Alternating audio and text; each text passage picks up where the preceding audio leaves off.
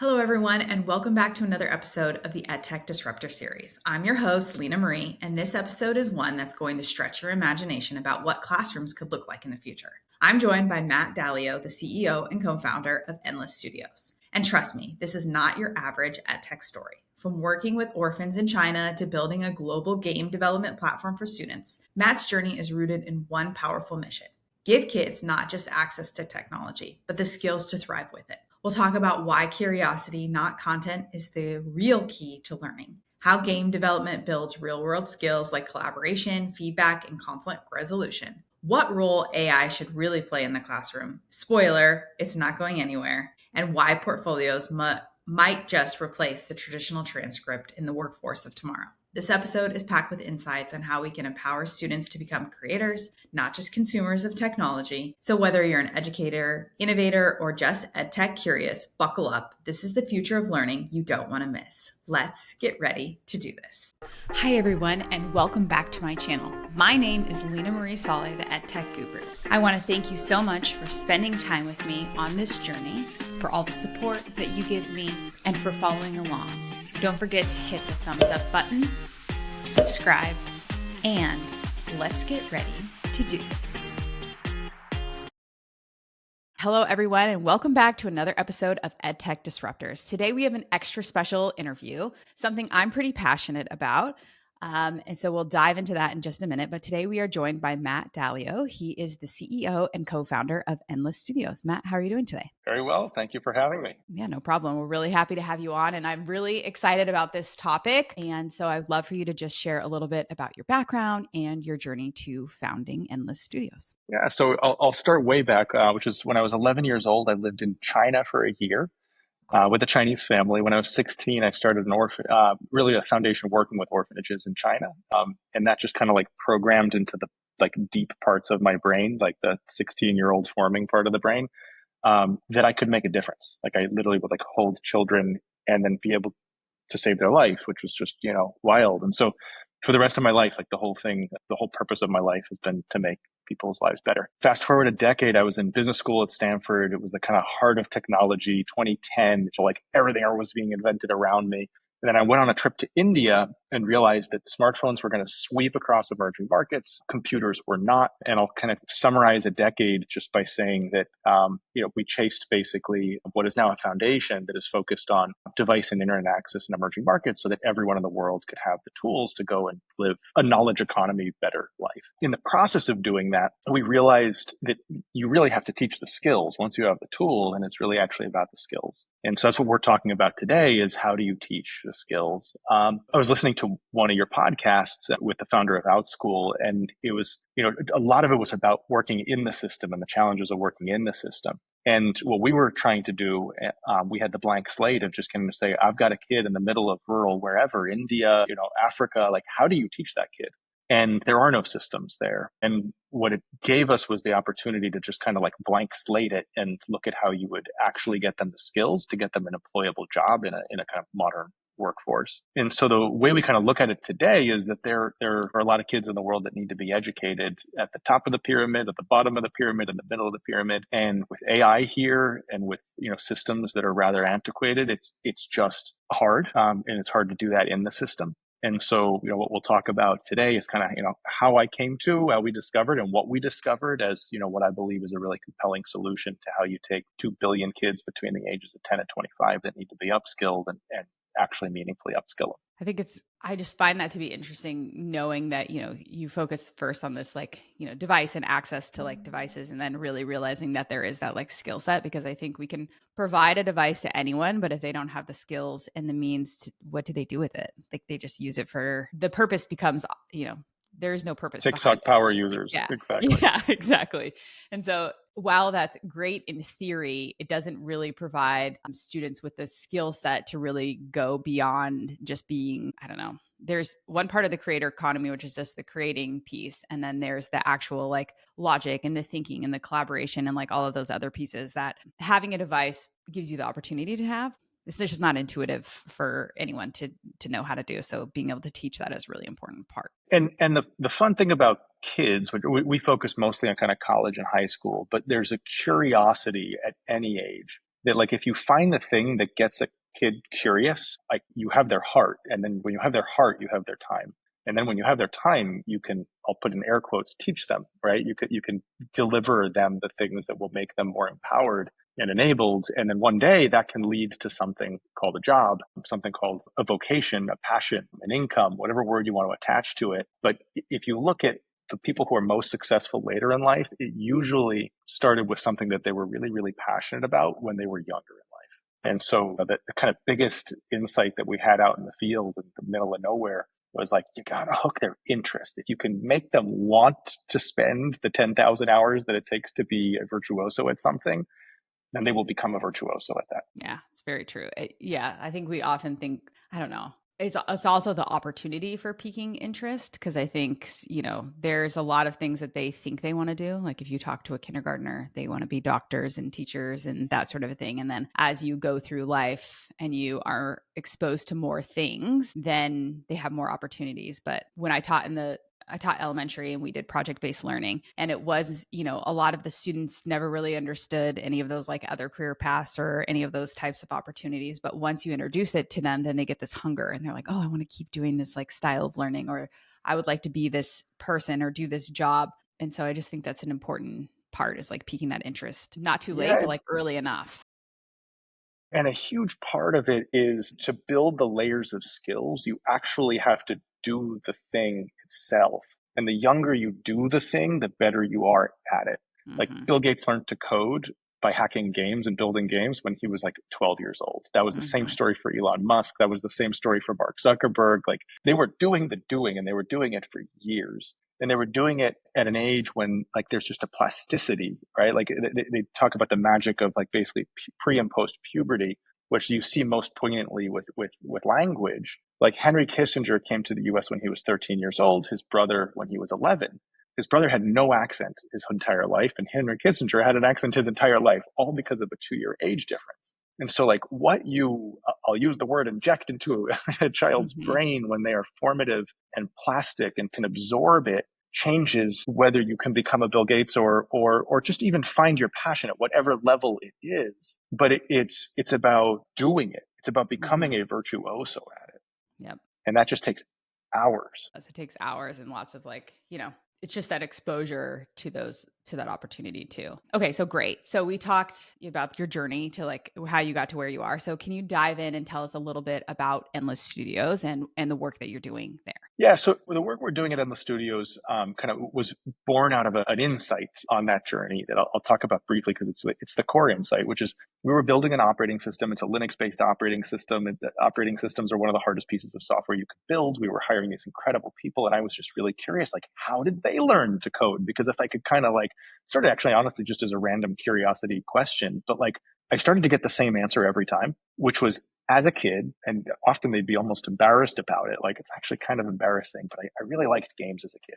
And then they discovered they could hack their games. They discovered that their games were made out of code. They discovered that, a kid in Catalan could all of a sudden swap out the audio files with their own voice. And next thing you know, the character in the game is playing, is playing in my own voice. So like, how cool is that? And so it turns out that Microsoft found that 4 out of 5 of today's engineers learned when they were kids.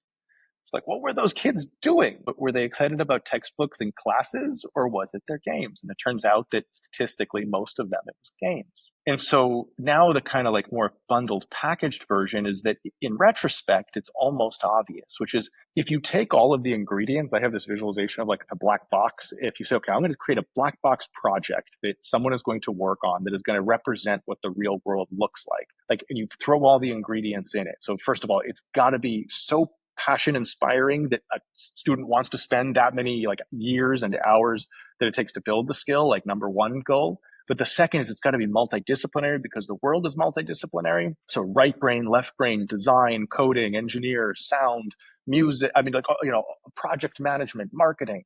The third is it's got to be highly collaboratively, like ridiculously collaborative because the world is collaborative. I often kind of joke that in school we look over someone's shoulder and it's called cheating. And like in the working world, we call it collaboration. Mm-hmm. That is funny. Why?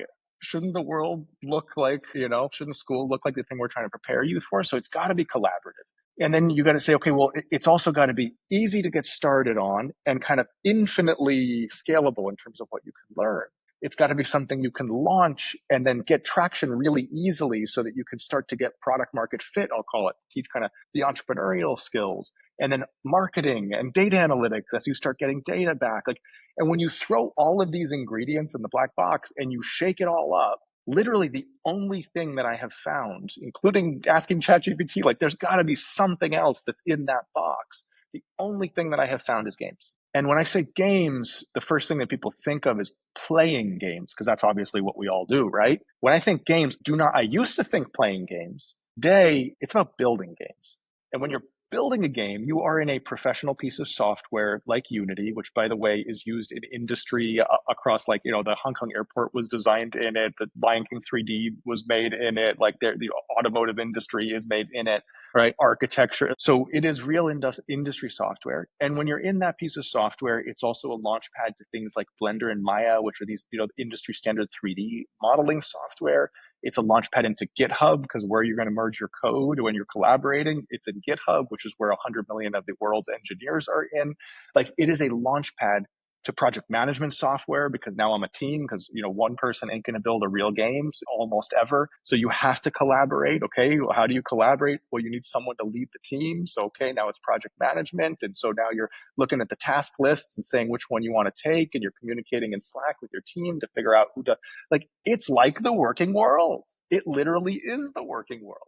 And so the difference between that and like building a database or a website is that no kid wants to build a database. But the moment you say, we need an inventory management system and we need a database to power it, it's like, ooh, me, sign me up.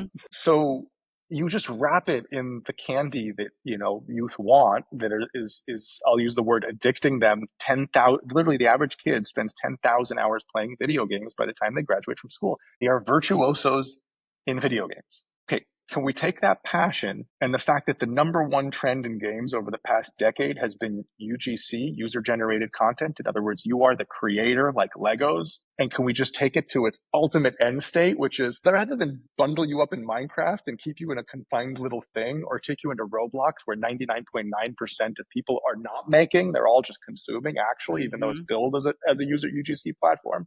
I think, can we take it to the ultimate extreme, which is, like, we're going to teach you how to build real games, the stuff you really want to do. And the funny thing is, when you take youth and you put them into that, and then you say, okay, now what do you want to do, Minecraft or that? Like, the answer almost universally, once they actually know how to use the tool, is like, well, Minecraft's limited. This is literally unlimited. Anything I can imagine that I can have the skills to do, I can do. So they choose Unity. Imagine that. Unity, more fun than Minecraft. And so there's a journey to get them from point A to point B, of course, because it's a hard journey. So part of what we do is, through many mechanisms, we've created tools that scaffold you. We've created, obviously, curriculum, but we think of ourselves less as curriculum, more as community. So places where, you can build games collaboratively, you can work with professionals on games with the actual professionals. So that, we'll talk about that in a little bit, because that's a whole exciting thing that is worth its own conversation. But the core of it basically is, throw playing games out the window. Let's all make games.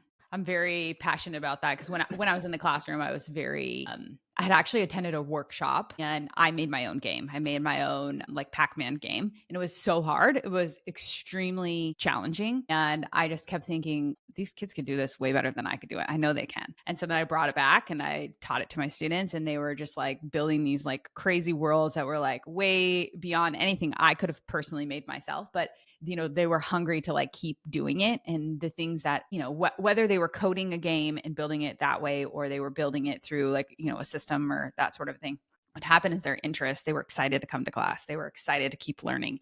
And they were learning so much more than they would learn from a textbook, and exposing them to more of that real world thinking. And you would see every single year, there would be growth in the classroom. They go, well, what is it? What are you doing? And it's because I was bringing those opportunities like coding and project-based learning, and, more of that like gamification that you bring to the classroom, because people want to learn in gamification. That's just what they like to do. So yeah, I think that's really, I think it's really important in giving them those industry style tools like Unity, and having them communicate with Slack, or it could be Discord, it could be like wherever they're having these conversations. But these are where real industry professionals, like I work at Canva, and they are working in GitHub. They are having conversations. We do have a Discord. There are these like other places and tools. So when you expose them to that younger one, it makes, as an employer, hiring someone much easier because they don't have to learn how to navigate and use these tools. They're just learning the tools that you're providing them within the framework of what you want them to use. But it's just giving them more adaptability and more flexibility and like more of that critical thinking that they wouldn't normally get the opportunity to have. Yeah, it's funny you talked about Pac-Man. Pac-Man, I think, is such a great example of like traditionally the way that like the games are like you press a button and you have explosions and colors and flames and all the bubbles and then traditionally when people think of building games, they think of exactly what like the type of course that you took, which is like, and now we're going to do lots of code and then we're going to get like Pac-Man. And so the one of the kind of core premises that we started with was we have to make the process of building a game feel a lot more like the process of playing a game. And so when you create, like our challenge honestly was if you throw people in Unity, they don't know how to use it. Mm-hmm. It's like a week to get like full time to get students doing it. We've run programs like that where it's like, yeah, here's a week high school students, and like they get to the end and they're excited, but like day 1, day 2, day 3, like it takes a long time. Yeah. And PS, they actually need to know how to code in order to do anything in these tools. And not everyone knows how to code. And so like, are you going to learn to code to be able to like, so there are like when we set out on this journey, we just encountered like insurmountable barrier after insurmountable barrier, but it turns out that they are surmountable. You just have to figure out how to surmount them. Mm-hmm. And so like one of the biggest things we had to do, which we did not want to have to do, but it's actually really cool now that we had it, is to build a tool that could take you from Minecraft to Unity. And what I mean by that is that it's built on top of Minecraft. So, sorry, it's built like Minecraft, but on top of Unity. Mm-hmm. And so you can place blocks. And so literally a 6-year-old can go in there and just place blocks just like Minecraft. So at first blush, it looks, probably too much like Minecraft. We're fixing that right now. But what happens is it's layer by layer. It teaches you wiring so that it has real game mechanics, so that if I hit this pressure plate and I pull this lever, the door will open. So now I all of a sudden have multiplayer puzzles. By the way, both creation and play, all deeply multiplayer embedded so that you can be with your friends or with a community or with your classroom press a single button and instantly you're all of a sudden playing the game that you were just making together. And you could string together levels. So you could have an entire school of classrooms that are all working on one collective game with different levels that they're stringing together. Anyway, long story short is that it then brings you layer by layer into Unity. So like if you want to make custom textures for those blocks or custom meshes so that you can make your, cylindrical column or your, funky shaped, whatever it is, you go into Unity, you do the work in Unity, but in a way that's so simple, it's like drag and drop. Okay, now I can import it into the tool and build with that thing. And so what it does is it just really, really slowly introduces you to those skills so that if you're upskilled, like we've got college students that are in there, making amazing games. And these are like professional Unity, literally training to be professional Unity devs. And we've got 6-year-olds that are playing in the same tool. So I take that as a quick tangent just because it's such an important point that the on-ramp has to be smooth. Yeah, I think, well, it sounds like you're providing the right scaffolds to be able to provide that for like any style of learner, because you need an entry point, because if you don't have an entry point, you're right. They'll just look at it and be like, what the heck is this? No, thank you. And they will never do it again. So you have to make sure that you provide it in a way that is interesting enough for them, but also scaffolded in a way that they're like, they're able to tackle the challenge as they're progressing through the learning. Yeah, the beauty of going outside of the classroom is that you can get them without the confines of the classroom.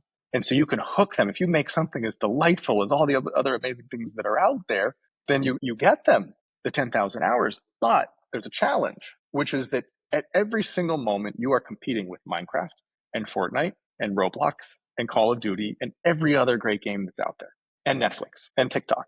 And so you have to make something, as you described, that like when you show up, you're like, whoa, this lets me do stuff Minecraft doesn't let me do. I can build with my friends, not just play with my friends on like my Roblox.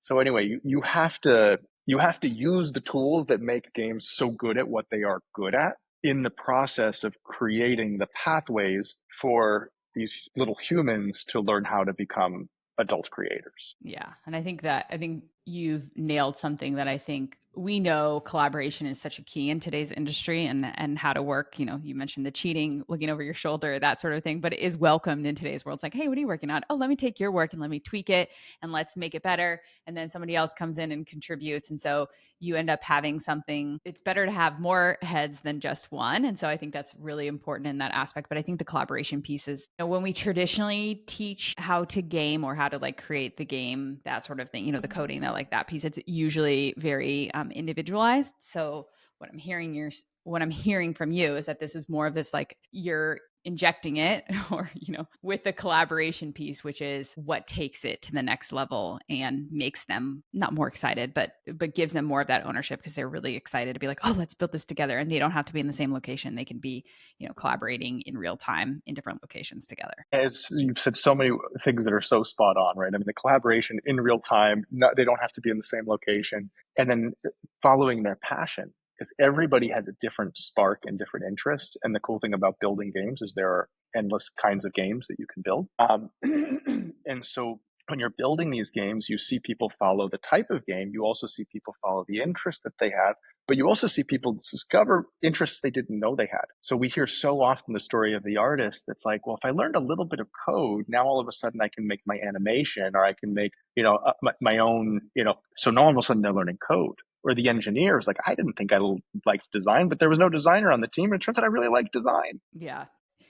Yeah, that's a nice thing about being able to have those, you know, those different pieces, I think, but also opportunities to the different I don't know, jobs, I guess, that are within creating a game, is like, you know, the artist and these different pieces, where I think students, they just see it and they just see the creation, but they don't understand the layers beneath. So being able to introduce them to the layers beneath and how to build that from the bottom up is also what's interesting. I'm going to switch gears just a tiny bit, but I know that, you know, you talked a bit about this in doing that like industry style project based format, but what has been the most surprising to you about how students have adapted to this different style, since it's not traditionally something that they're exposed to, you know, some places, but traditionally most people are not exposed to that type of learning?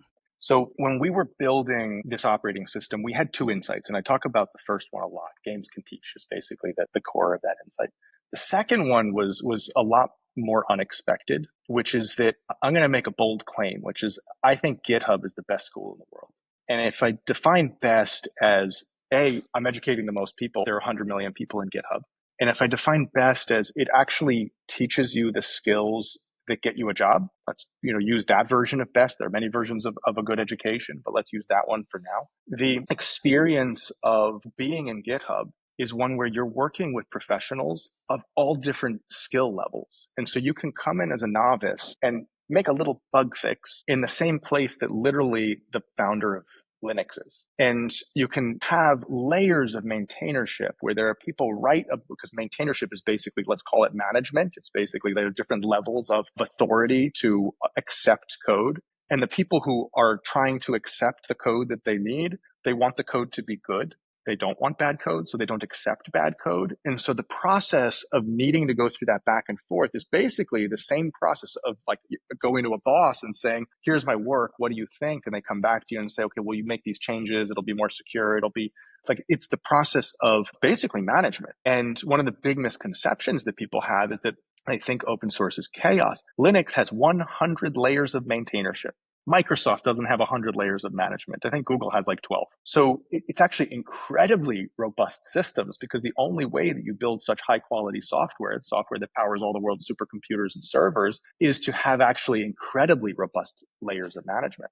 And so when you can invite a kid into that world and let them learn from everyone along that entire journey, whether it's them reading the way that architecture documents are being designed, or, adding a little feature to something that they think is cool, like that is a system that's a really, really good way to learn to get a job. And it turns out that if you're going and you're applying for a job at like a Silicon Valley startup, they don't care about your transcript. They don't care whether you got X number of grades. What they do, they look at your GitHub profile. And so when you're saying it's not just that it's good training, it's a better transcript. Mm-hmm. And it's the same thing on the art side, right? Like if I'm talking about I'm trying to apply for a design job or an art job, do they look at, I went to RISD and here are the grades I got, or do they ask me for my portfolio?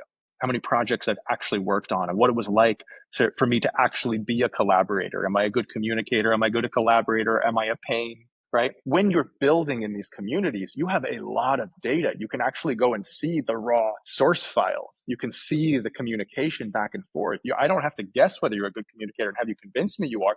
I can see what you were like. And so to get a job, usually the classic thing is like 3 to 5 years of work experience required. So I remember graduating from college and being like, how do I get a job from anywhere Mm-hmm. other than basically like big tech, big finance, and big consulting, who are used to hiring like hordes of people and basically training them to be able to do the job because they knew that when you graduated, you couldn't actually do the job. Everyone else, 3 to 5 years of work experience. What if when you graduated from school, or you didn't even have to graduate and you had 3 to 5 years of work experience? The best engineer we ever hired was the best engineer we hired on the Linux side, um, the guy who ran the Red Hat desktop team.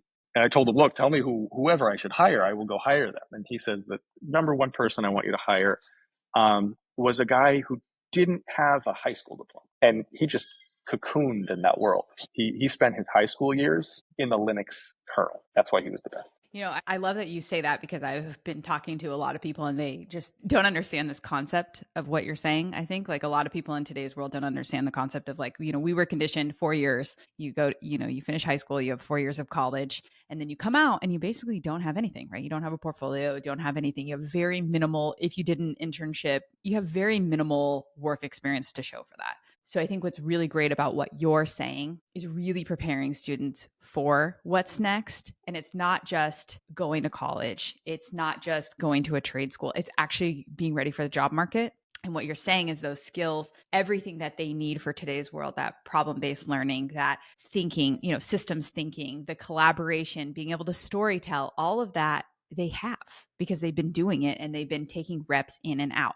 And in today's world, that's what we need to see. We need to see those pieces. It isn't just, okay, you have a degree from Stanford in business. Okay, great. But does that prove anything to anybody? It doesn't. It just says, okay, I was able to complete ABC steps. And I think that's what people are really struggling with, I think, in today's world is understanding that representation of the portfolio and your body of work and being able to showcase it and having a brand. All of those pieces play into what today's world and what today's organizations are looking for, whether it's a small stage startup, whether you're starting your own company. You have to have that sweat equity. I don't really know what the right coin word is for that, but you need to have that background and that influence of that because you could actually bypass some people in the process with being able to have these skills. Like what you're saying is your engineer didn't have a high school diploma. Okay, but look at this body of work that you were able to prove for it. Does that make them any less qualified than somebody who graduated with a 4-year degree that has no experience? It actually levels them up to a whole different level than that. So I think what you're saying is really, really important is building that body, that industry style work and actually having work to actually show for it is really, really important that I don't think it's thought about enough in, the school systems and like all of those things about what can we give students to make them ready for today's workforce right now. We hired a bunch of Stanford undergrads, and it was wild to see there was just no comparison. These are some of the smartest CS students at one of the best CS programs in the country. And then here's this person who didn't have a high school diploma.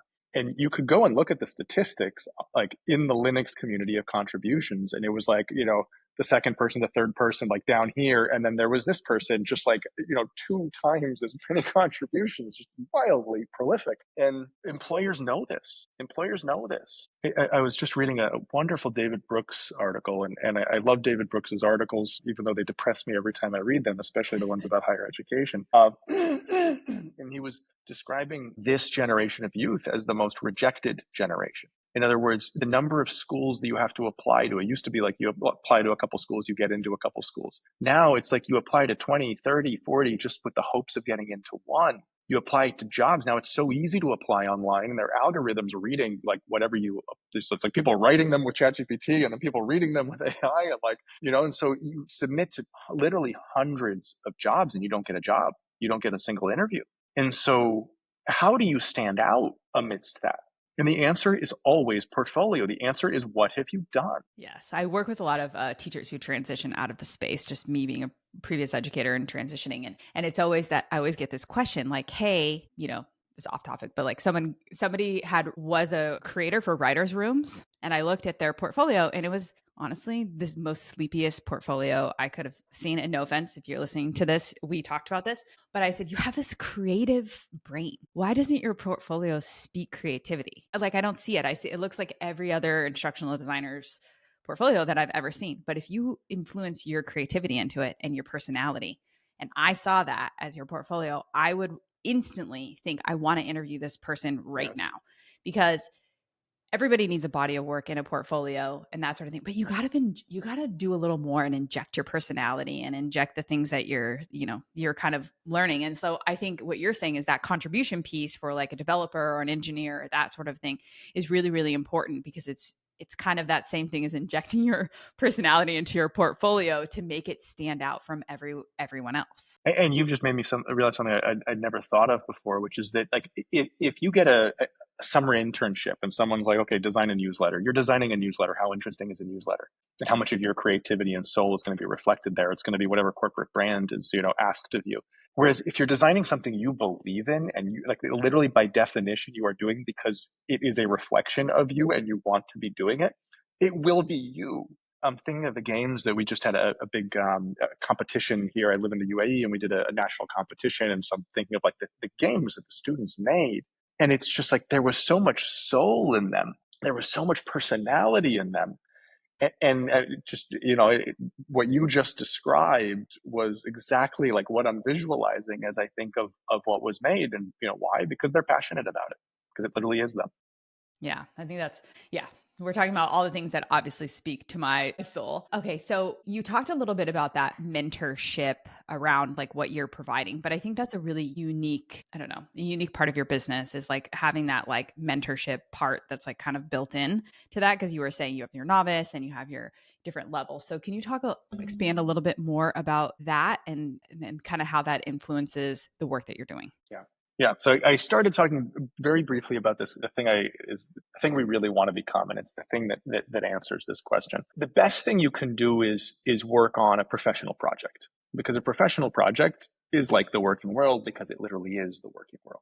And not only that, but when you are working with professionals who are doing their work and have professional like stakes, it invites you into understanding and participating in, again, just a job. It's apprenticeship. It's real world apprenticeship, which interestingly is the oldest form of education there was, right? Leonardo da Vinci was educated, Michelangelo.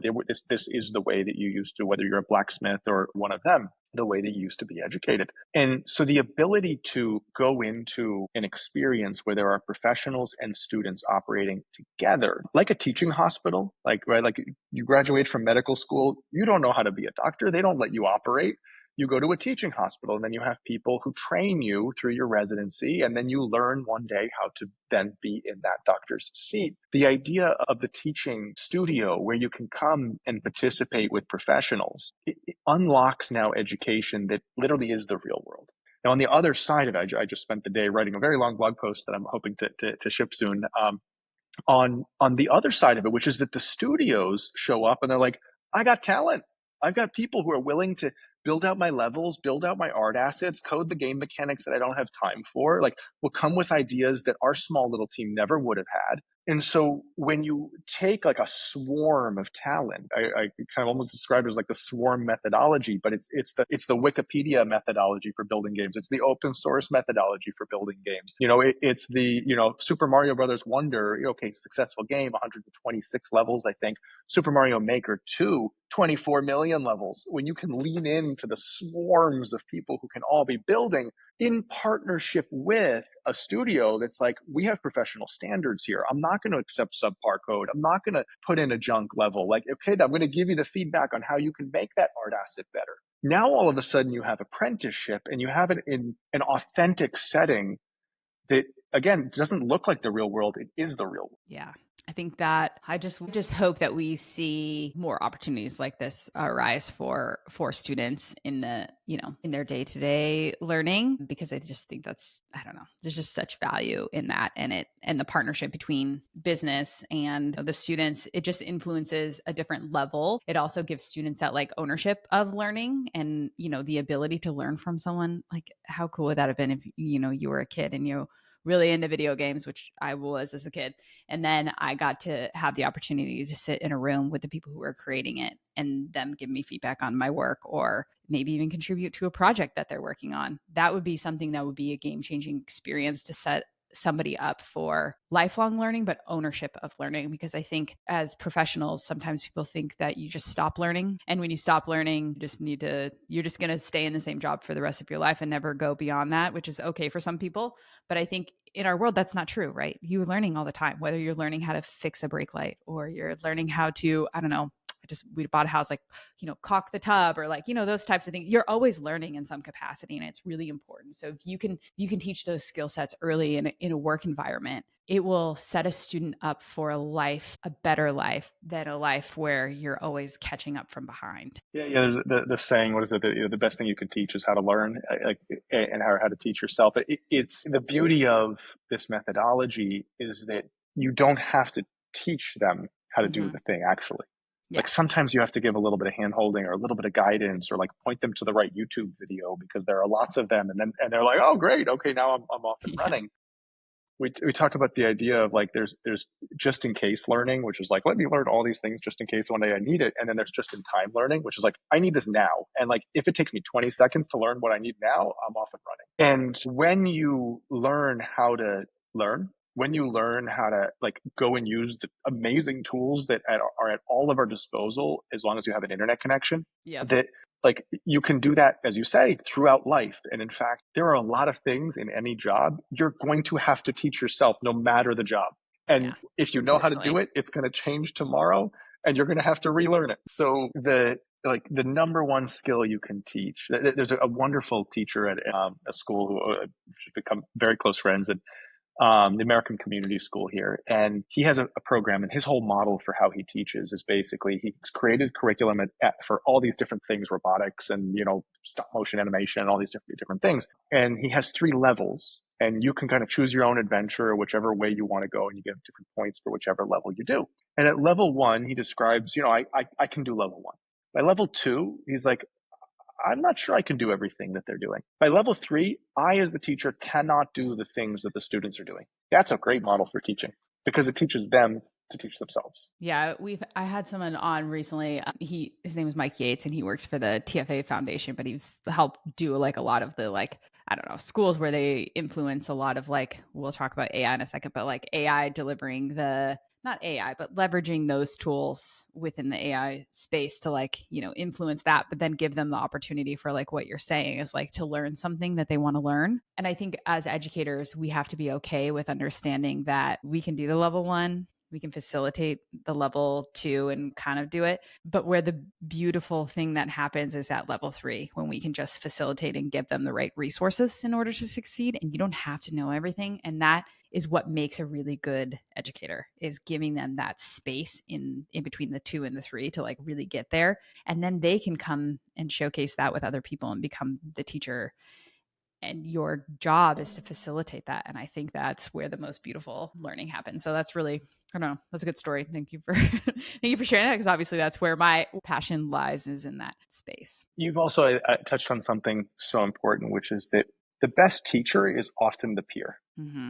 When your friend is explaining something that they just learned in a way that, like, as a friend is not intimidating, where you can ask the questions, like, and so when you're in a community and you're learning in a community where you're with literally your friends or your peers or near peers, it turns out that, like, in a lot of the programs we run, some of the best mentors we have are participants from earlier programs that now became mentors. And when you have that embedded in the system, where it's like, we're making these games and the newbies are being mentored by the people who were newbies, like, that's power.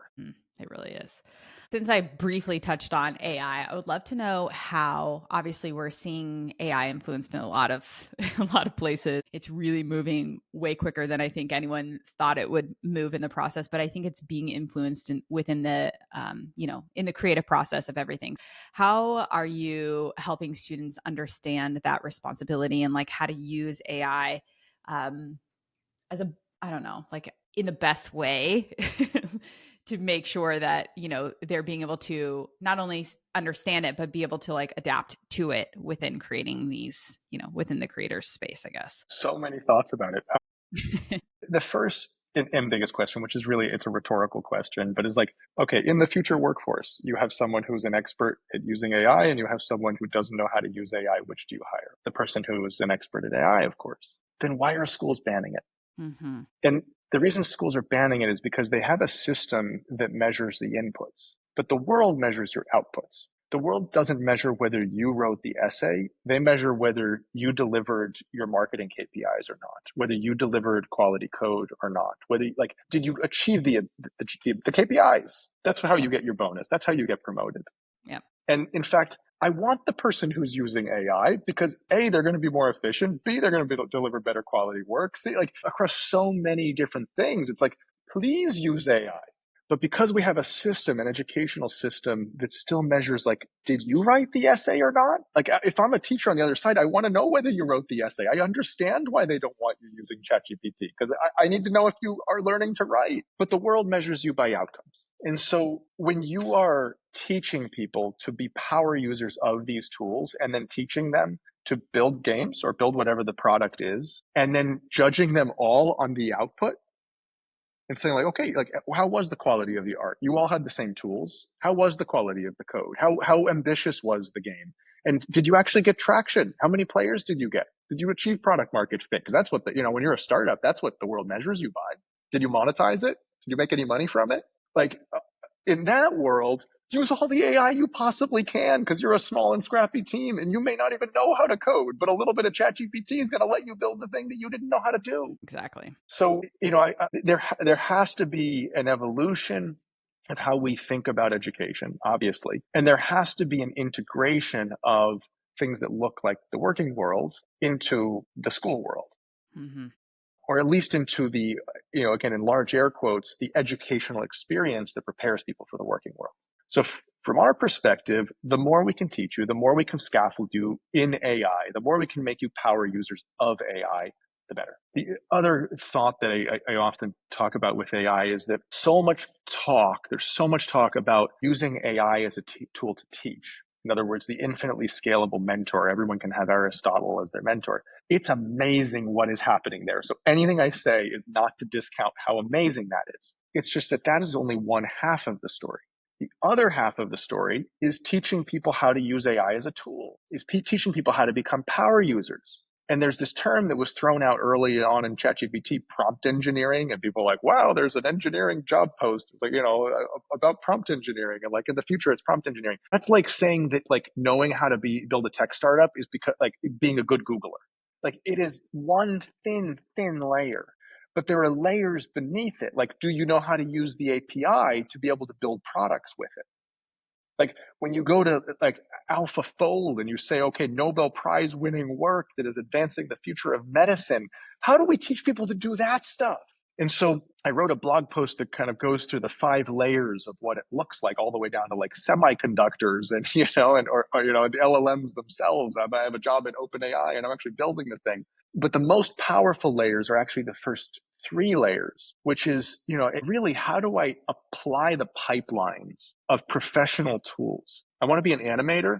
What are all of the AI tools that I have at my disposal to be able to be an animator in ways that I never could have before, certainly with the skills of animation that I as a novice have today?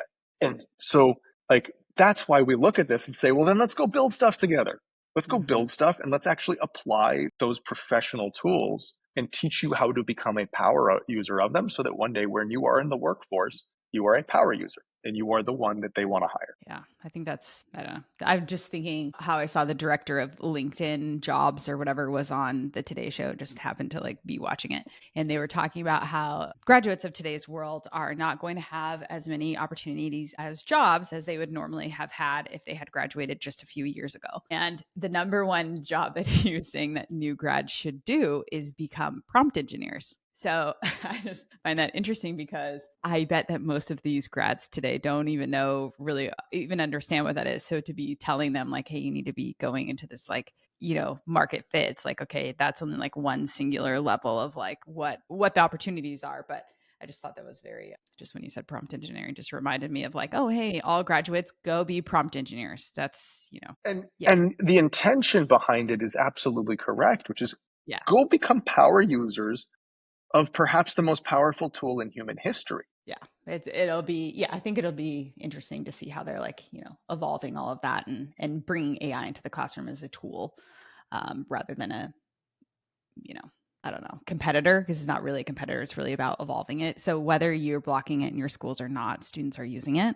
So it's about just making sure that you can adapt and evolve it into a way that makes sense for the learning, but also for what you're saying is the industry experience, like making sure that students, when they do leave high school, that they really do have workforce skills. I think we just don't give them workforce skills enough. It's just like this very, preparing students for a life of factory work, which isn't really how today's world really operates. Not saying that there are not those things and that those skills are not there, but for the overarching amount of students who are graduating, that's really the skill set that they have. They don't necessarily have the skill set to even be a creator on TikTok. Like they just don't like have those, they don't have the financial experience. They don't have the business plans. They don't have like the thinking of like what it is for our creator economy that actually does exist in today's world. So I think what you're saying is really important, like giving them the experience and bringing that tool in as a resource rather than, and learning how to leverage it in the right way. And one of the cool coincidences of tech, kind of, use again in large air quotes, the highest value jobs right today, like all the stuff that's created all of this innovation, is that if you look at like how tech is applied in enterprise today, almost all of that started as startups yesterday. Like the cloud itself started as like Mark Benioff hosting like, fake picket signs, walking around the streets of San Francisco, basically being like down with software that, the cloud is the future, as these was this tiny little Salesforce startup trying to change the face of software. And the same thing was true of Slack, where it was like, okay, a bunch of startups started using this thing and, and then all of a sudden now it's enterprise. And the unique thing about startups is that youth are better at startups. Youth are good at startups. And so if you teach them now how to build the thing that they implicitly are good at, little Mark Zuckerberg running around. He happened to be in my dorm when he was starting Facebook, so I got to chat with them, and That's so he didn't funny. know what he was doing, but he learns, and he Yeah. knew tech, and he could hack it together.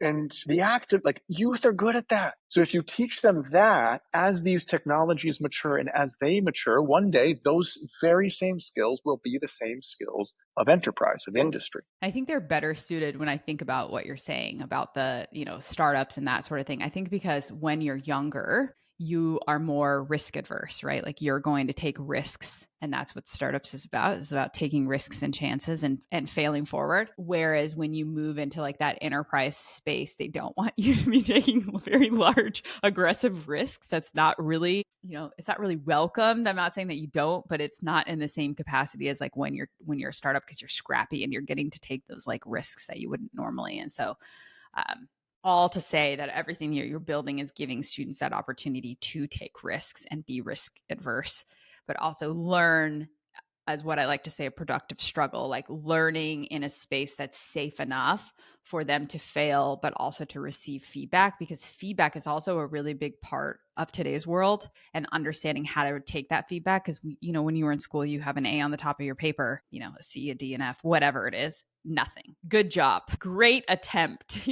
There's not like that feedback, where in today's world, the feedback is like no, I didn't like how you did this. ABC, have you thought about this? And there's going to be multiple stakeholders giving you that feedback in a quite intense manner sometimes. It's not meant to be a personalized attack on you, but it's just how do you adapt it and how do you be like, okay, yeah, I never thought about it in that perspective, because exactly, product market fit, right? Like, are we thinking about it in that way? And the more like the real world that feels, the more prepared you are going to be when you have to receive that feedback in the real world and learn to give that feedback in the real world. Yeah, Because giving feedback is as important as receiving it. exactly. And that thoughtful and like intentional way of like doing it without being, you know, just be a respectable way, giving feedback respectably is an important thing. So I think being in that space and providing that, giving them the opportunity to have that is really important. So if Someone somebody, on our team, oh, go ahead. just Sorry. because I think it's such a great point, someone on our team talks a lot about conflict resolution is one of the most important things you could teach. And that ties to feedback. And when you give feedback, often people are either feedback averse, I'm scared to give it, and so you have to then teach them, okay, how do you give it? Or they dive right in and they don't know how to give feedback. They give it, but they have to learn how to be soft. Yeah, it's really about that, like, people skills of like, how do I conversationally say this in a right way that makes sense to both sides. Me coming from the classroom, I had to learn that also, like learning how to work with like a creative team. I give feedback and they give me something and it would look nothing how I envisioned it to look because my feedback wasn't good enough. I wasn't giving the right, I wasn't saying it in the right way that made sense to someone else. So I think that those are all just skills that we learn. And the earlier we learn them, the better success we'll have long term. And another one, I feel like a puppy here running, so bear with me, but you're saying so many things that spark it. It is different personalities and different profiles speak different languages. Mm-hmm. Like the engineers and the designers, literally in college, they go off to different buildings and they live in those buildings for 4 years and then they graduate and they're expected to talk to each other in the workforce. Yeah. Just today, I had someone who was, designer talking about the engineers, and then you speak to the engineers, they're talking about the designers. And like the earlier they can learn to speak each other's language, the best designers, my engineers always say, are the designers that understand the constraints of the engineers Mm. and help them work through them. And the best engineers, the designers say, are the engineers who have some design sensibility. And so Steve Jobs always talked about how innovation happens at the convergence of the intersection of industries. And the same thing is true of humans, where it's like when you can be the person who's able to sit at that intersection, you are a better employee. You are a better coworker. You are a happier person to work with. You're just more effective. Yeah, I agree. And I used to work for a startup that was like teaching computer science to like kids and the like gamification and things. And I remember going to the office. It was my first time really sitting with like developers in a room. And I remember I was just like, just talking normally, but to them it's like too much. They really just like need you to like dial yourself down. Like I had a coworker, she worked in marketing and she was very bubbly and fun and like gave everyone hugs, but like that's not necessarily how a developer or an engineer typically is. I'm not trying to stereotype everyone, but that's just, they're quiet, sitting there, not really speaking, eating lunch. And then, the marketing side's loud and boisterous and like all of these other things. So like seeing them together in a room. And I think what you're saying is important. And if higher ed could adopt that, I think that would also lead to like better collaboration amongst each other. Because what you're saying is they each need to speak how to, learn how to speak. So if you can provide those collaborative opportunities within your higher ed space, you would have a world that also looks more like industry, which I think higher ed suffers the most from that. We have a great partnership with ASU, Arizona State University, for 10 Mm-hmm. years in a row, the most innovative university in America, more than Stanford, more than Harvard, more than MIT. Great organization. And they have the arts, media, and engineering degree. And they're adding games to that with us. And the idea of basically students coming from across the entire university and being able to bring their skills so that you can bring the engineering students in with the art students, in with the design students, in with the architecture students, and like they're all collaborating. Why doesn't that exist in college? I don't know. I'm just thinking about, we've had many people. I did another podcast for a while and we had many people coming in and talking about, disrupting the space and the teaching and like whatever. But I think if you really wanted to disrupt higher ed, you would do exactly that. Bring everyone to the table and have these, multi-level, multi-layer projects, I think, in which really make sense. Because then when you do go off to your internships or that sort of a thing, you have a better skill set of knowing how to work with a multitude of people. And then that will then speak into your portfolio, into the work that you do as you're infused in the industry. So Yeah, that's very interesting. Obviously, we're right on the same page there. I do want to shift gears just for like the interest of time, because we could talk about this, I'm sure, for 100,000 years. But I wanted to ask you, so if somebody did want to, bring Endless Studios, I don't know, to their classroom, to their organization, whatever they're thinking, or students, whatever, how does that work? It's a great question. I wish I had a better answer to that. So we're running some really exciting B2G programs, actually B2G, B2B programs in the UAE as a company. And then we also have a foundation. So we've kind of taken the two bottom lines and we've separated them into two totally different organizations so that each one is pursuing their respective paths. So the foundation's working in places like Jordan and Latin America and inner cities and stuff like that. The most tactical thing is go to endlessstudios.com, reach out to us. But the most tactical thing is that the game design tool that walks you into Unity that I described earlier is on endlessstudios.com. So you can go there, you could download it, you could start running it in your classes. It's free. Go take it, use it, please. Give us feedback.